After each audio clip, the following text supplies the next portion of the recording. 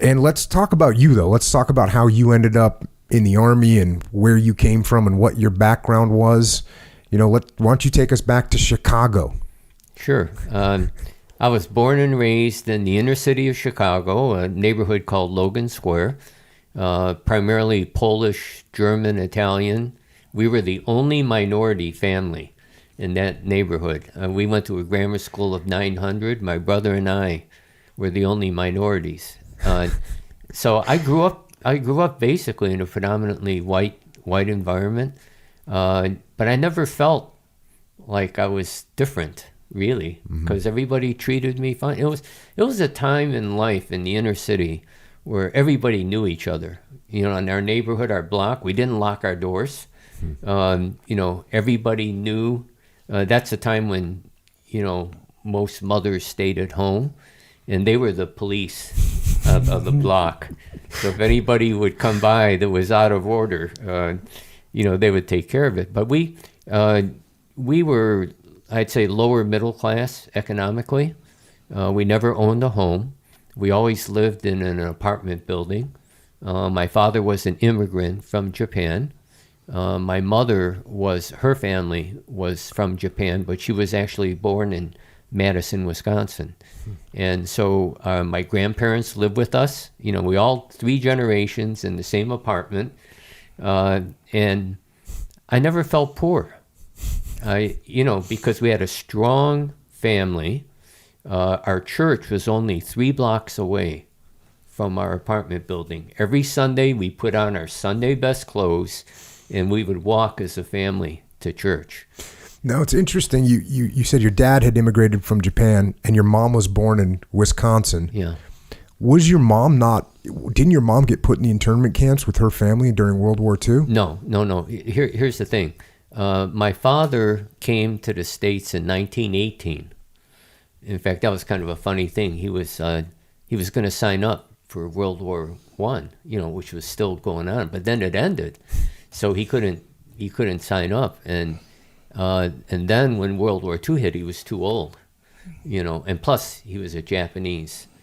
I don't know if you know this or not. Japanese could not become citizens, naturalized citizens of the United States until 1952. And so he was he was still a Japanese citizen, but he was in Chicago. My family was in Chicago. My mother and father, my brother. I was born during World War II, and so we didn't have to go to camp. Mostly the 95% of Japanese Americans at that time, or anyone of Japanese descent, lived on the West Coast, in California, Oregon, Washington State, Colorado. And so when the war hit, Pearl Harbor hit, President Roosevelt signed Executive Order 9066, which called for all people of Japanese descent to be evacuated from the West Coast and put in concentration camps in the inner part of the country, basically in deserted desert areas. And these camps, they euphemistically refer to them as relocation centers, but they were really your standard concentration camp with barbed wire fences, with machine guns facing in, not out, and people not being able to come and go as they pleased. 130,000 people of Japanese descent were put in these camps, and 2/3 of them were American citizens, not aliens. Okay, and no trials, the only crime that they had committed was the color of their skin and their fact that they were of Japanese descent. And so did your family avoid that because they were in Chicago? Yeah, there were only like 300 or 400 of us in Chicago at the time, and we weren't considered a threat. But the rest of my family, my grandparents on my mother's side, and my cousins and aunts and uncles, they were all in California, and they all got evacuated. Just imagine this. It's a Friday night, and you get a knock on your door, okay? It's the local FBI agent, and he says, on Monday morning, be at the corner of Washington and State Street with 2 suitcases. End of communication. Okay? And you don't have time to do hardly anything, and you go there, and then you're put on a train. You don't know where you're going, and you wind up in a camp, and you're there for 3 years. Okay? So let's say you're an owner of a small business. You lose the business. You no longer have a job, right? So you can't pay your mortgage and things like that. They lost everything. And now you're 18. Let's say you're 18 years old, okay? And this happened to your family, right? And the local Army recruiter comes to the camp and says, I want you to go die for your country. Frankly, Jocko, I don't know what I would have done. I might have told the guy to take a walk, or use other words. And yet, it's so many of them joined up Absolutely. and formed the 100th Battalion and the 442nd Regimental Combat Team. That's right. And those guys fought with incredible bravery and had some critical battles that turned the tide in some critical situations as well. Yeah, they were the most highly decorated infantry unit in the history of the United States Army for its size and time of service. They were a regimental combat team, let's say about 4,500 soldiers, because they had an artillery battalion and other things that were attached, okay?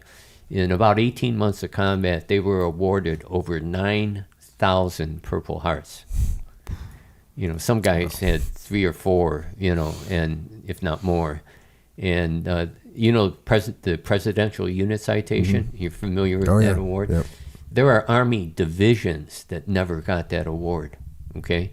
That regimental combat team was awarded 8 Presidential Unit Citations. That's unbelievable. Yeah, they were my personal heroes. So that was to kind of get back to your question. That was one of the reasons that I wanted to join the Army.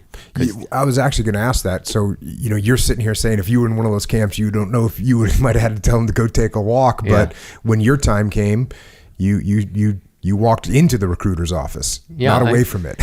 Yeah. Well, in my case, when I was in high school, as I told you, faith is a very strong part of my whole life.